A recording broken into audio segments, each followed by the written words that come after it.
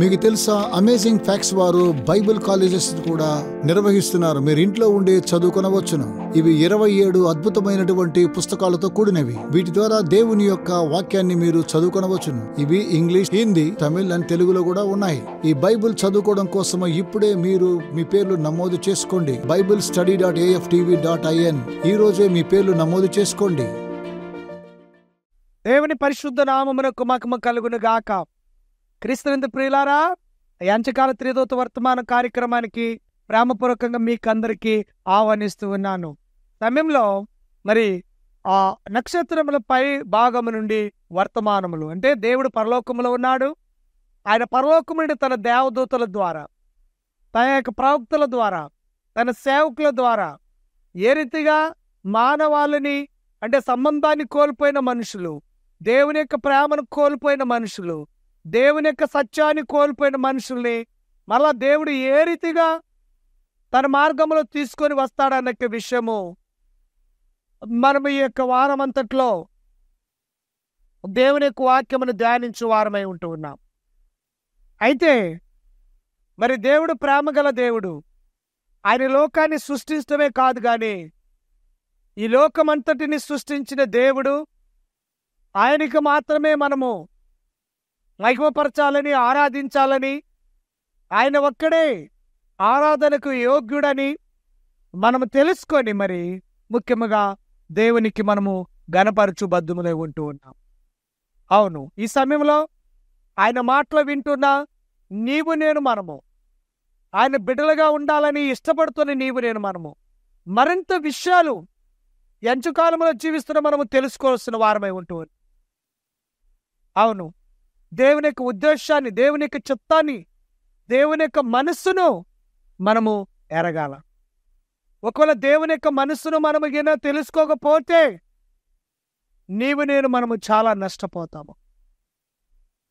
అలాగనే వారం వారం ఈ కార్యక్రమాన్ని చూస్తూ ఈ కార్యక్రమంతో ప్రార్థన అందరూ చేస్తున్నారు. అనేక స్థలాల నుంచి ప్రార్థన అవసరతలు తెలియచేస్తున్నారు ఫోన్ కాల్ ద్వారా. మీకందరికీ నా హృదయపూర్వక వందనాలు. ఒక్కొక్కరి పేర్లు నేను చెప్పలేను, కానీ నా డైరీలో మీ పేర్లు రాసుకున్నాను, మీ అవసరతలు రాసుకున్నాను. అవి దేవునికి ప్రార్థన చేస్తూ ఉన్నాను. దేవుడు తప్పకుండా మన ప్రార్థన ఆలకిస్తాడు. నా శ్రమల్లో నేను దేవునికి మొరపెట్టగా ఆయన నాకు ఉత్తరం ఇచ్చాను. 120 దావీదు కీర్తనలో దేవుడు వాగ్దానం ఇచ్చాడు, నువ్వు మొరపెట్టు నేను నీకు ఉత్తరం ఇస్తాను. దేవుడు తప్పకుండా సమాధానం ఇస్తాడు. సమయం ముందు ప్రియమైన వారులారా, చిన్న ప్రార్థన చేసుకుందాము. ప్రార్థన చేసుకుని దేవునికి సహాయమును పొందుకొని వాక్యమును వెళ్దాం. దయచేసి అటు ఇటు ఎవరు కూడా తిరగొద్దు. ఒక్క నిమిషం కళ్ళు మూసుకొని ప్రార్థన చేసుకుందాం. కృపామయుడా, మహోన్నతుడా, మీకు వందనాలు ప్రభువా.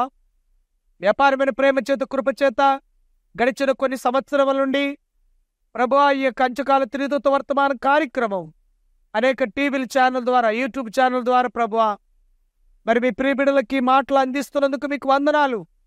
ఎంతమంది బిడ్డలు వాక్యం వింటూ ఉన్నారు వారందరినీ కూడా మీరు దీవించి ఆశీర్వదించు ప్రభువా. అంతేకాదు ప్రభువా, ఎంచకాలంలో ఉంటున్న మేము ఆయన తరి ప్రభువా మీ యొక్క మాటలను మరి ఆకాశము నక్షత్రాల పైభాగము నుండి మీరు ఏ రీతిగా మీ వర్తమానం మాకు అందించారో ఆ వర్తమానాన్ని మీరు విని నడుచున్నట్లుగా మీ కృపను దయచేయమని, షూటింగ్, ఎడిటింగ్, టెలికాస్ట్ చేస్తున్న బిడ్డలను దాతలను దీవించమని, నిలబడి నేను వట్టివాడిని మట్టివాడిని ప్రభువా నా నోరు మీ బోరగా మీరు వాడుకొని మీరు మాట్లాడమని యేసునామములో ప్రార్థించి వేడుకుంటున్నాం తండ్రి, ఆమేన్.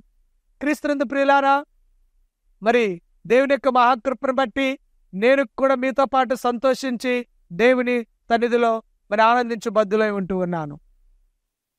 అనేకులు వారి వారి స్థలాల నుంచి మరి ఫోన్ కాల్ ద్వారా వారి ప్రార్థన చేయించుకున్నప్పుడు, తర్వాత వాళ్ళు మేలులు విడుదల పొందినప్పుడు, వారు మరలా తిరిగి సాక్ష్యాన్ని పంచుకున్నప్పుడు నేను ఎంతగానో నా ప్రియ ప్రభు వారికి నేను ఎంతగానో స్తుతిస్తూ ఉన్నాను. అవునండి, దేవుడు నేటికి ఆయన సజీవుడని, ఆయన కార్యాలు జరిగించువాడని దీని ద్వారా మనం రూఢిగా ఇంకెంతో నమ్ముతున్నాం. అలాగే నేను వాక్యాన్ని బట్టి, ఆయన వాక్య సత్యమును బట్టి మనం ఇంకా కూడా దేవుని సన్నిధిలో మరి ఎక్కువగా ఆయన మనం గనుపరచు వారమై ఉంటూ సమయమందు మనం ఏదేను వనములో ఉంటున్న అవాదములు, దేవుని యొక్క ఆది దంపతులు దేవుని యొక్క కుమారులు, వారికి ఒక వారు మానవ జాతి, అంటే మనుష్య జాతి. అక్కడ వేరే కులాలు గాని, మతాలు గాని, భాషలు గాని లేదు. ఒకే ఒక అవ్వ ఆదాములు. వారు దేవుని యొక్క చేత సృష్టించబడ్డారు, దేవుని యొక్క పోలికలలో సృష్టించబడ్డారు, దేవుని యొక్క రూపంలో వారు చేయబడ్డారు. వారు మట్టిలో నుంచి మనిషిని, అంటే బొమ్మను చేసి, మనిషి రూపాన్ని చేసి, ఆ మట్టిలో, ఆ మనిషి యొక్క బొమ్మలో దేవుని యొక్క నాసికారంధ్రంలో దేవుడు జీవవాయువును ఊదాడు. అప్పుడు మనిషి బ్రతికే ప్రాణి అయ్యాడండి. అందుకని మనిషి బంగారు ఊయలో ఊగినా, ఆయన ఎంత మరి వెండి బంగారం మీద తొలతూగినా మళ్ళీ ఎక్కడికి దిగి వస్తాడు? మళ్ళా ఆ యొక్క మట్టిలోనే. ఆ మట్టి పరుపు పైన తప్పకుండా ఒకరోజు రావాల్సింది.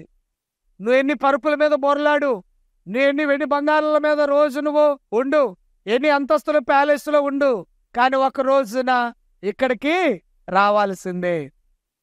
ఏదో ఒక రూపం ఒక రోజు మరణం అనేది తత్వం ఉన్నది, మరణం అనేది ఒకటి ఉన్నది. ఆ రోజున మరి దాన్ని దయచే మట్టిలోంచి తీయబడిన ఈ మనిషి మళ్ళా మట్టిలోకి వెళ్ళాలని, ఆత్మ దాన్ని దయచేసిన దేవుని ఎద్దుకు వెళ్ళాలని దేవుడు నిర్ణయించిన ఈ యొక్క నిర్ణయం మనం చూసినప్పుడు, అవును ప్రియమైన వారులారా, దేవుని యొక్క కార్యములు ఆశ్చర్యములు. అయితే ఈ మనిషి దేవునికే లోబడాలా, దేవుని మాట వినాలి. ఎందుకంటే దేవుని చేత సృష్టించబడ్డారు కాబట్టి. కానీ దేవుని యొక్క మాటలు వినట్లా. చూద్దాం. వారు దేవుని యొక్క పరిపూర్ణమైన ప్రేమ నియమావళిని వ్యతిరేకించి తిరుగుబాటు చేశారు. పాపము వేరు చేసింది. పాపానికి దేవునికి మధ్య సామరస్యం ఉండదు కాబట్టి ఆదామవలు దేవునితో ముఖాముఖిగా మాట్లాడే అవకాశం కోల్పోయారు. వారు సర్పమైన లూసిఫర్ మాటలు విని దేవునికి విధేయత చూపవలసిన దానికి బదులుగా లూసిఫర్కు విధేయులైనారు. అదే పాపము. బైబిల్ ఇలా చెప్తున్నది. వారు దేవుని స్వరమును వింటూ ప్రతిరోజు చల్లని పూట ఆ తోటలలో సంచరించేవారు. దేవునికి స్తోత్రం. క్రీస్తునందు ప్రియులారా, దేవుని చేత సృష్టించబడిన ఈ ఆదామవలు, ఈ పురుషుడు, ఈ స్త్రీ, మన పితరులు దేవునికే లోబడాలా. దేవుని చేత చేయబడ్డారు కాబట్టి దేవుని యొక్క మాటలే వినాలా. కానీ ఏం జరిగింది? ప్రియమైన వారు గమనించండి. ఇటు వారు దేవునికి లోబడకుండా దుష్టుడైన సాతానికి లోబడ్డారు. దేవుని యొక్క మాటకు తిరుగుబాటు చేశారు. మీరు తోటలో అన్ని పండ్లు తినొచ్చు, కానీ తోట మధ్యలో చెట్ల పండు మీరు ముట్టుకోవద్దు, తినొద్దు, తినదినమున మీరు చస్తారంటే సాతాను వచ్చి అంటున్నాడు, మీరు చావనే చావరు. ఆదికాండం 3వ అధ్యాయంలో చూస్తున్నాం. ఆ దుష్టుడైన సాతాను వచ్చి అవ్వ దగ్గరకు వచ్చేసి మీరు చావనే చావరు అంటే, దేవుడు చస్తాడంటే వాడు చావడంటే ఎవరి మాట వినాలా? ఎవరిని నమ్మాలా? వారు దేవుని నమ్మాలా. దేవుని యొక్క మాటకు వారు విలువ ఇవ్వాలా. కానీ ఇవ్వలేదు సుమా. వారు దుష్టులైన సాతాను మాటలు విన్నారు. మీరు దేవుని కంటే గొప్పవాళ్ళైపోతారు, దేవుని కంటే మీరు ఉన్నతులైపోతారు, మీరు దేవదూతలాగా అయిపోతారు అని చెప్పినప్పుడు మనము దేవుడు మనకి అంతా తీసేసి చేశాడా? దావీదు కీర్తన 8వ అధ్యాయంలో చూస్తున్నాం, 8వ కీర్తనలో చూస్తున్నాం. మనకి దేవుడు కొంచెం తక్కువవారిగా, దేవదూతల కంటే కొంచెం తక్కువవారిగా చేశాడు మనల్ని, అంతే. ఇలా మనుష్యుడు ఎక్కడికైనా పయనించగలుగుతున్నాడు, ఎక్కడికైనా వెళ్ళగలుగుతున్నాడు, ఏదైనా చేయగలుగుతున్నాడు. మనిషికి అమితమైన తెలివి, జ్ఞానము, బుద్ధి దేవుడిచ్చాడు. అందుకనే అనేకమైన వాటిని ఈరోజు మనిషి సాధిస్తూ ఉన్నాడు. దేవుడు తక్కువవారిగా చేశాడా? ఏంటండి, మనకు పశువులాగా చేశాడా? ఒక ఎద్దులాగా చేశాడా? జీవితకాలం అంతా భూమిని దున్ని దున్ని దున్ని ఇలాగనే చనిపోసే వారిగా చేశాడా? కాదండి, దేవుడు అలా చేయలా. ఈ సృష్టి అంతా చేసి దీన్ని ఏలో అని చెప్పాడు దేవుడు. ఈ సృష్టి అంతా చేసేసి ఈ సృష్టిని నువ్వు కాపాడమని చెప్పాడు, అనుభవించమని చెప్పాడు, దీన్ని దున్నమని చెప్పాడు, ఈ భూమిని పంట వేయమని చెప్పాడు, ఆ పంటను తింటావని చెప్పాడు, నువ్వు ఈ మొక్కలను నాటుతావని చెప్పాడు, నాటిన మొక్కలు ఒక రోజున ఫలాలు ఇస్తాయి, ఆ ఫలాలు నువ్వు తింటావు అని చెప్పాడు మనిషి. అన్ని మంచే కదండి. అంత మంచి చెప్పిన దేవుని మాట వినాలా? లేకపోతే ఎప్పుడు కూడా చూడండి అబద్ధానికి జనుకుడైన సాతాను యొక్క మాట వినాలా? అదే మనుషులు చేసిన పాపము. దేవుని మాట వినకుండా దుష్టుని మాట వింటాం. ఈరోజు నువ్వు ఎవరి మాటలు వింటున్నావు? ఎవరికి విలువ ఇస్తూ ఉన్నావు? నీవు ఎవరికి ప్రాధాన్యత ఇస్తున్నావు? నీ జీవితంలో దేవుని మాటకు ఇస్తున్నావా, లేకపోతే పాపానికి, శాపానికి, మరణానికి తీసుకెళ్లే ఆ దుష్టుని యొక్క మాటలు వింటున్నావా? కీర్తన 1వ కీర్తనలో చెప్తున్నాడు, దుష్టుల ఆలోచన చొప్పున నడవద్దు, పాపుల మార్గాన్ని నిలవద్దు, అపవాసులు కూర్చుని చోట కూర్చునవద్దని చెప్తున్నాడు. అయితే నువ్వు ఎక్కడ ఉన్నావు? ఎక్కడ నిలబడుతున్నావు? ఎక్కడ నడుస్తున్నావు? ఎక్కడ కూర్చుంటున్నావు? ఎక్కడ విహరిస్తున్నావు? ఎక్కడ నీ జీవితాన్ని గడుపుతున్నావు? నీ జీవితం దేవుని సమర్పించకుండా, నీ హృదయం దేవునికి ఇవ్వకుండా, నీ జీవితానికి ప్రభు సజీవయాగంగా సమర్పించకుండా ఉంటే నీ జీవితంలో అశాంతి, నీ జీవితంలో పాపమే నిలుచుంటుంది. నీ జీవితంలో ఇంకా ఆ యొక్క ఆనందము, సంతోషము లేని ఆ జీవితము కృంగి కృషించిపోయే జీవితము, ఎంత సంపాదించినా తృప్తి లేని జీవితము, ఎంత కష్టపడి పని చేసినా నేను ఎవరి కొరకు పని చేస్తున్నానని చెప్పేసి నిరాశ, నిస్మూలం వెళ్ళిపోయే స్థితి. ఆ స్థితి నుంచి దేవుడు నిన్ను నన్ను తప్పిస్తానికి, ఆ స్థితి నుంచి దేవుడు తన బిడ్డలుగా ఉండటానికి, ఉన్న దాంట్లో సంతృప్తి కలిగి జీవించడానికి, ప్రభుని ఆరాధన చేయటానికి దేవుడు నిన్ను నన్ను పిలుస్తూ ఉన్నాడు. అలాగే చేశాడు మనుషుని. కానీ ఆదాము దేవునికి విధేయత చూపకుండా, దేవునికి అవిధేయత చూపి, దేవుని మాట మీద తిరుగుబాటు చేసి, ఆ దుష్టుడైన సాతాను మాట విని ఆజ్ఞ అతిక్రమంలో పాపములో వెళ్ళిపోయాడు. కానీ దేవుని యొక్క వాక్యం ఏం చెప్తుంది తెలుసా? ఆదామవలు దేవునితో గడుపుతున్న సమయము, దేవునితో ఆనందకరమైన సమయము, దేవునితో రోజు ముఖాముఖిగా మాట్లాడే సమయము, వారి జీవితంలో సంతోషము, సమాధానంతో నిండి ఉంది, ఆనందముతో నిండి ఉంది, ఆనందభరితులయ్యారు. ప్రతిరోజు దేవునితో గడిపే ఆ సమయము వర్ణానితీతము, ఎంతో సంతోషకరం, వర్ణించలేము నీవు నేను మనము. అవునండి, ఆయన ప్రేమ, ఆయన దయ మనం వర్ణించలేం. ఆయన ప్రేమ ఎంత అనేదంటే ప్రతిరోజు పరలోకముని దిగి వచ్చి ఆ ఏదైనా తోటలో ప్రతి సాయి సంధ్యాకాల వేళలో దేవుడు వారితో ముఖాముఖిగా మాట్లాడి, వారితో అనేక విషయాలు చర్చించి, తన యొక్క గుణగణాలను, తన ధర్మశాస్త్రమును వాళ్ళ హృదయమైన పలకల మీద రాసి ఉంచాడు. కానీ దుష్టుడు ఏం చేశాడంటే వారిని, ఆ యొక్క సాతానైన వాడు ఎలాంటి మోసం చేశాడంటే, సాతాను కుయుక్తిపరుడండి, కుయుక్తిపరుడు, కుయుక్తితో మోసం చేశాడు. తద్వారా ఆయన నుండి వేరైపోయారు.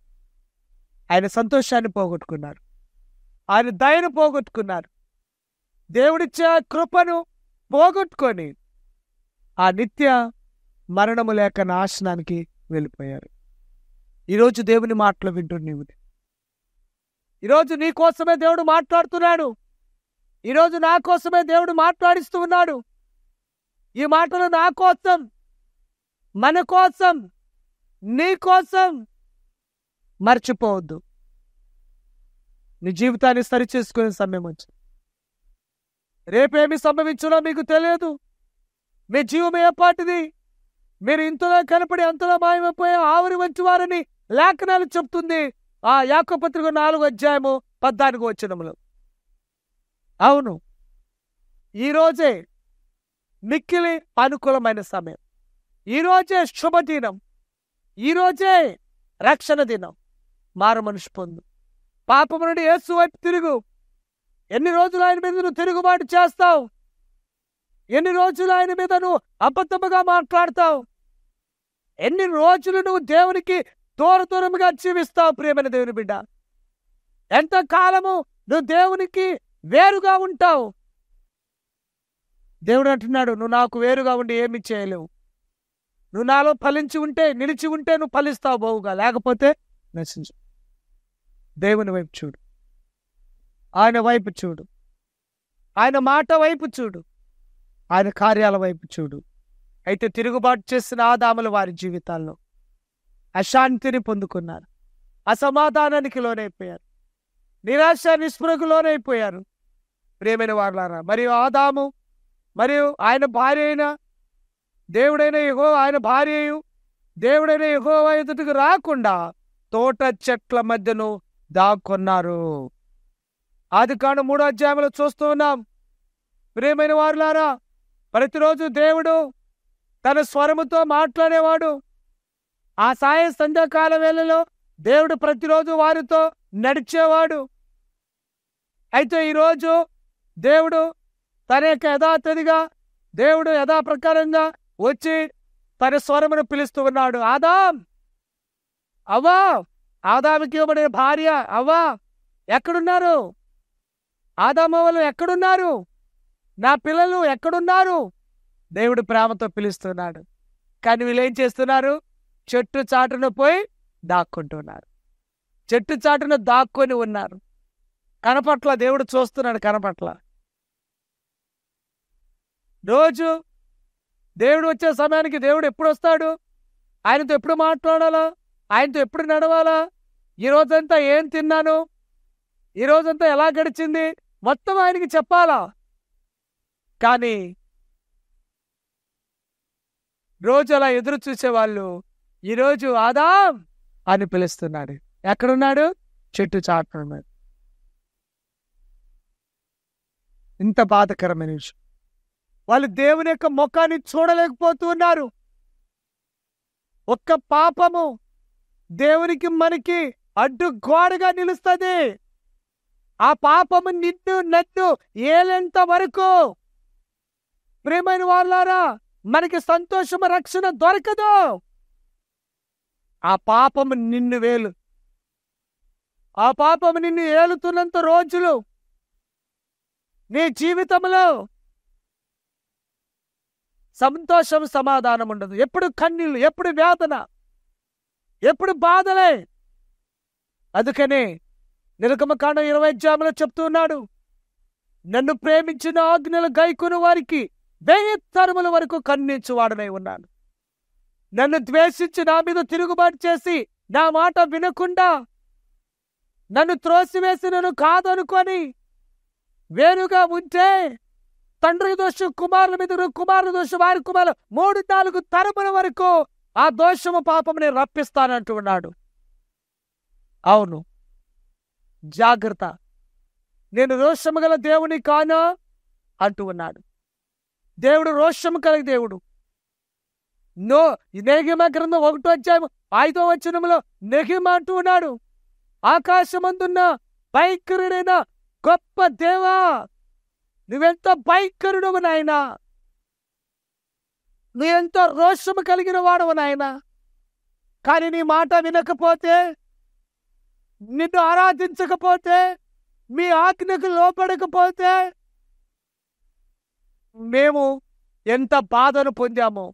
70 సంవత్సరాలు బానిస బతుకులు, ఐగుప్తి నాయన దేశం నుంచి వచ్చి కానానులో నివసిస్తున్న ఇశ్రాయేలు ప్రజలు తిరిగి 430 సంవత్సరాలు ఐగుప్తులో బానిసలుగా ఉండి వచ్చి కానానును స్వతంత్రించుకొని నివసిస్తున్న రోజుల్లో మరలా దేవుని యొక్క మాటను ధిక్కరిస్తున్నారు. దేవుడు తన ప్రవక్తలను పంపాడు, తన సేవకులను పంపాడు, ఆయన ఇర్మీయాను పంపాడు. ఇర్మీయా గ్రంథం 17వ అధ్యాయం తర్వాత మీరు ఇంటికాడ పోయినప్పుడు చదవండి, తర్వాత మీ ఖాళీ టైంలో చదవండి. 24 నుంచి 27 వరకు దేవుడు ఇర్మీయాను పంపాడు. మీ పట్టణము, మీ దేశము, మీ యొక్క రాజులు, మీ గుర్రాలు, మీ రథాలు, మీ సైన్యాలు, మీ పట్టణాలు, మీ యొక్క రాజ్యము స్థిరంగా ఉండాలి, సంతోషంగా ఉండాలి అంటే ఆ సృష్టికర్తను ఆరాధన చేయాలి, ఆయన ఆజ్ఞలను పాటించాలి. ఒకవేళ మీరు అలాగే చేయకపోతే మీ పట్టణము పాడైపోతుంది, మీ గుర్రాలు, రథాలు మొత్తం నాశనమైపోతుంది. యెరూషలేమును ఈ యొక్క నగరును, ఈ పట్టణాన్ని అగ్నితో రగలు పెడతా నేను, నా మాట వినకపోతుంది. ఆయన మాట అగ్ని వంటిది. ఆయన మాటే అగ్ని. నా మాట అగ్ని వంటిది కాదా? నా మాటలు బండలు బద్దలు చేసి సుత్తు వంటిది కాదా అని దేవునికి వాక్యము దేవుడు మాట్లాడుతున్నాడు. ఆయన మాట అగ్ని వంటిది.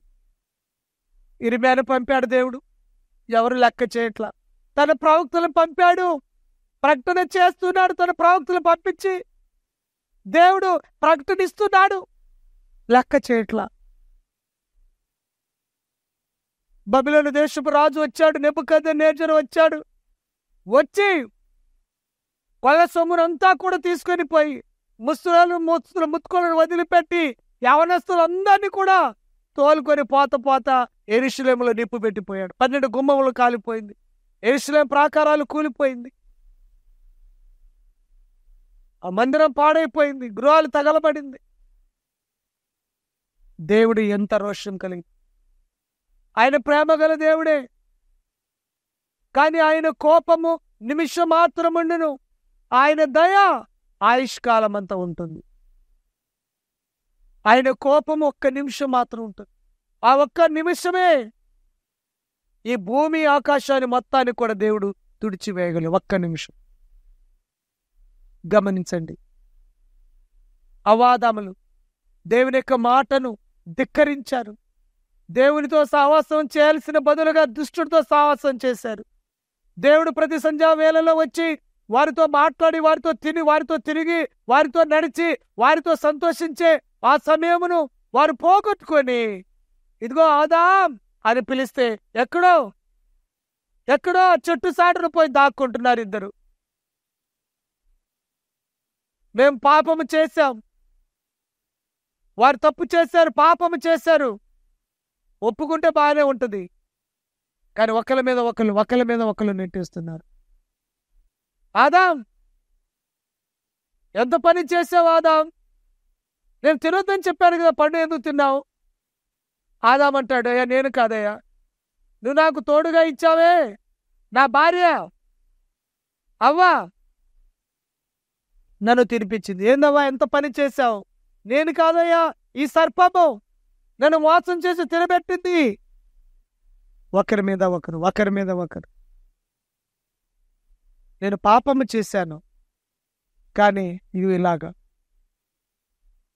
పాపం మనిషిని దేవుని వేరు చేస్తుంది. దేవుని దగ్గర వెళ్లకుండా, నిత్య జీవం పొందకుండా, పరలోక రాజ్యం వెళ్లకుండా ఆ పాపం మనల్ని వేరు చేస్తుంది. ప్రియమైన వారలారా, పాపానికి వచ్చే జీవితం మరణం అన్నప్పుడు వారు శారీరకంగా సాగుపోయిన ఆత్మీయంగా వాళ్ళు చచ్చిపోయారు. ఆత్మీయంగా వాళ్ళ జీవితము చచ్చిపోయి ఉండిపోయి చెట్టు చాటును పోయి దాక్కుంటూ ఉన్నారు. ఎవరు చెప్పారు మిమ్మల్ని? ఎవరు మిమ్మల్ని మోసం చేశారు? దేవునికి తెలుసు. ఆయన ప్రేమగల దేవుడు, భవిష్యత్తులో జరిగేన్ని తెలుసు. కానీ తన ప్రణాళిక, దేవుడు ఎప్పుడు కూడా కఠినస్తుడు కాదు. దేవుడు నిన్ను నన్ను చేసి ఆయనకు పరిధిలో ఉండాలి, ఆయనలో ఉండాలి, ఆయన మాట వినాలా, పక్కపోతే ఇక చెప్పే దేవుడు కండిషన్ పెట్టలా. దేవుడు స్వేచ్ఛ స్వతంత్రాన్ని ఇచ్చాడు. మంచి చెడులు నీ ముందు పెడుతున్నా, వెలుగు చీకటి నీ ముందు పెడుతున్నా, జీవము మరణము నీ ముందు పెడుతున్నా, వెలుగు చీకటి నీ ముందు పెడుతున్నా, సత్యము అసత్యము నీ ముందు పెడుతున్నా, నిజము అబద్ధము నీ ముందు పెడుతున్నా. దేన్ని కోరుకుంటావో అది నీ ఇష్టం. నేను నిన్ను చేశాను కాబట్టి నువ్వు సత్యమే కోరుకోవాలా? కోరుకోపోతే నిన్ను నాశనం చేస్తానని దేవుడు మనిషికి బలవంతం చేయలేదండి. అది దేవులో ఉన్న సత్యము, అది ఆయనలో ఉన్న గొప్పతనము. ఆయనలో ఉన్న గొప్ప మనసు ఏంటంటే స్వేచ్ఛ, స్వతంత్రం ఇచ్చేశాడు. నీ ఇష్టం అన్నప్పుడు మనిషి దేన్ని కోరుకున్నాడో తెలుసా? ఆ దుష్టుడైన సాతాను యొక్క మాటను, ఆ దుష్టుడైన సాతాను యొక్క అడుగుజాడల్లో నడవటానికి ఎన్నుకున్నాడు. గాని సృష్టి చేసిన దేవునికి అప్పుడు దాకా లోకమంతా దేవుని యొక్క ఆధీనంలో ఉంటే ఇప్పుడు పాపము, ఈ లోకములో పాపము తీసుకొని సైతాన్ని రావటం ద్వారా ఈ లోకాన్ని మొత్తాన్ని సైతాన్ యొక్క గుప్పట్లోకి వెళ్ళిపోయింది, సాతాన్ యొక్క వశములోకి వెళ్ళిపోయింది. చూసారా? అందుకని ప్రభువారు చెప్తాడు, ఈ లోక అధికారి వస్తున్నాడు. ఈ లోక అధికారి ఎవరు? లోకాన్ని చేస్తుంది యేసు ప్రభువారే. ఈ లోకాన్ని సృష్టించింది యేసుక్రీస్తు వారే. యోహాను సువార్త 1:1-3 వరకు ఆయనే చేశాడు. సమస్తం ఆయన మూలముగా కలిగినది ఏది ఆయన లేకుండా కలగలేదు. కానీ దుష్టుని యొక్క మాటను విని వెళ్ళిపోవటం వల్ల కష్టాలు, బాధలు తెచ్చుకున్నారు. ఈ రోజు నువ్వు ఆయన మాట వింటావా? ఆయన దగ్గర వచ్చి పాప క్షమాపణ పొందుకుంటావా? ప్రియమైన దేవుని బిడ్డ, ఆయన దగ్గరకు వచ్చేసి నువ్వు, ప్రభువా నేను పాపిని, నీ మాటలలో పడతా, నిన్నే ఆరాధన చేస్తా, నీ ఆజ్ఞలకు జాడలో నడుస్తాను ప్రభువా అని చెప్పేసి ఇదిగో తీర్మానం చేసుకో. ఇది మిక్కలి అనుకూలమైన సమయం. రేపనేది ఉండకపోవచ్చు, ఎందుకంటే రేపేమి సంభవించడం మనకు తెలియదు, మనం ఉంటామో లేమో మనకే తెలియదు. కనుక దేవుని దగ్గర రండి, ప్రార్థన చేసుకుందాం. కళ్ళు మూసుకుని తలలో ఉంచండి. ప్రేమగల తండ్రి, పరిశుద్ధుల మా ప్రభువా, ఇంతవరకు మీరు చక్కని మాటలు మీ దాసుని సేవకు నిలబెట్టి, మీ దాసుని యొక్క ముఖ కాంతుల నుంచి అనేక మాటలు మా ముందు ఉంచావు తండ్రి. మేము పాపులమని గ్రహిస్తూ ఉన్నాం. ఇంతవరకు దుష్టుడు సైతాను మాటలు విని ప్రభువా నీకు వేరుగా జీవించావు. ఇప్పుడు మీ మాటలు విని మీ ఆజ్ఞకు లోబడి మీకే ఆరాధన చేసి మీ నిత్య రాజ్యానికి వారసులవుతాం ప్రభువా. ఈ కార్యక్రమ షూటింగ్ ఎడిటింగ్ టెలికాస్ట్ చేసిన బిడ్డలను, దాతలను దీవించమని, బలహీనలు మీరు ముట్టి స్వస్థపరచండి, బలపరచండి. ప్రతి వారికి మారుమనసు పశ్చాత్తాపం దయచేయండి. ప్రతి వారికి ఉంటే వ్యాధి బాధలన్నీ తీసివేయమని క్రీస్తు బిడ్డ వేడుకుంటున్నాం తండ్రి. ఆమేన్. అందరికి వందనాలు. సెలవు తీసుకుందాం.